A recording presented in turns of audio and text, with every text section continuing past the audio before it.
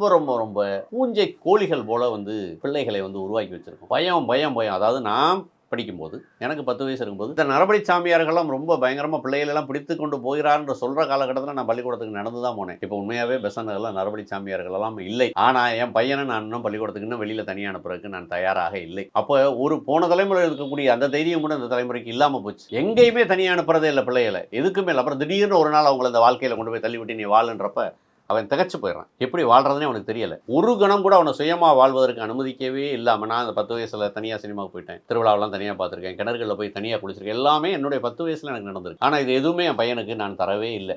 பயத்தின் காரணமாக ஏதோ கொஞ்சம் கொஞ்சம் நான் மாற்ற முயற்சி பண்ணுறேன். ஆனால் மற்றவங்க பண்ணுறதுல பாதியாவது நானும் செய்யத்தான் செய்கிறேன். அப்போ இந்த இடம் தான் பிரச்சனைக்குரிய இடம். கொஞ்சம் கூட அவர்களை சுயமற்றவர்களாக அவங்கள உருவாக்கிட்டு திடீர்னு ஒரு நாள் நீ சுயமாக ஒரு பெரிய முடிவுகள் எடுக்கணுன்றப்ப அவங்க திணறி போயிடுறாங்க. திணறி போகிறப்ப திரும்பி வராத ஒரு இடத்துக்கு போகிறதுன்னு முடிவெடுக்கிறாங்க. இங்கே தான் பிரச்சனை. அப்படி தான் நான் நினைக்கிறேன். அப்படிப்பட்ட ஒரு தலைமுறையை பெரிய ஒரு குழந்தை சமூகத்தை நம்ம உருவாக்கிட்டோம். பயமாக, வியத்தலற்ற, மிகுந்த கோழைகளாக, இயல்பாக அவர்களை எதையுமே செய்ய அனுமதிக்காதவர்களாக. ஆனால் திடீர்னு அவங்கள சுஜாதா வரியில் சொன்னால் பெரிய மனிதர்களுடைய உலகத்துக்குள்ள தூக்கி எரிஞ்சிரும், போய் இதில் வாழு அப்படின்னு சொல்லிடும். அவன் அதுக்கு தயாராகவே இல்லை. பொத்தி பொத்தி பொத்தி பொத்தி வளர்க்கப்பட்டவர்கள். ஒரு இந்த சமூகத்தில் ஒன்று இல்லாமல் போயிடுச்சுங்க பிரதீஷ். என்னன்னா ஓடி போகிறதே இல்லை. அப்போ வாழ்க்கை நல்ல விதமாக மாறிடுச்சானா ஓடி போகிறதுக்கான தைரியத்தை ஏதோ இடத்துல இழந்துட்டாங்க. அப்புறம் ஏதோ ஒரு வகையில் சொஃபஸ்டிகேட்டடாகவும் இருக்குது. ஓடி போனாங்கன்னு இப்போ யாரையுமே எங்கேயுமே நம்ம கேள்விப்பட முடியல. அந்த பையன் வீட்டை விட்டு ஓடி போயிட்டான் அப்படின்ற செய்தி அந்த 10 வருடத்தில் இல்லாமல் போயிடுச்சு. அது என்ன நல்லதா கெட்டதா ரொம்ப தீவிரமாக ஆராயணும். சமூகவியலாளர்கள்லாம் கூடி ஆராயணும். சமூகத்தில் ஓடி போனது இல்லாமல் போனது நன்மையா தீமையா அப்படின்னு தீவிரமாக நம்ம யோசிக்க வேண்டியிருக்கு.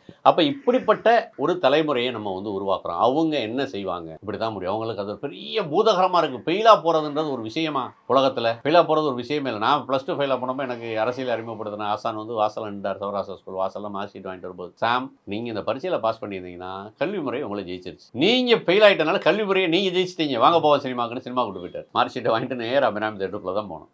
சைதாப்பேட்டை ரயில் நிலையத்தில் அத்தனை பேரும் பரபரப்பாக போய்கொண்டிருக்க அங்கு நிதானமாக இருந்தது. அங்கு சோரில் இருந்த கடிகாரம் மாத்திரமே. இந்த கடிகாரத்தை பார்த்தா அவ்வளோ பேரும் பரபரப்பாகிறேன். அந்த கடிகாரம் ரொம்ப நிதானமாக இருக்குது. இந்த ஒரு வரியை வச்சு ஒருத்தன் வாழ்ந்துட முடியுமானா தாராளமாக வாழ்ந்துட முடியும். சா தமிழ்ச்செல்வனுடைய ஒரு கதை இப்படி தொடங்கும். நான் ஒரு புத்தகத்துக்கு முதலீடு போட்டு ஒரு புத்தகத்தை வாங்கணும், அது எனக்கு என்ன செய்யும்?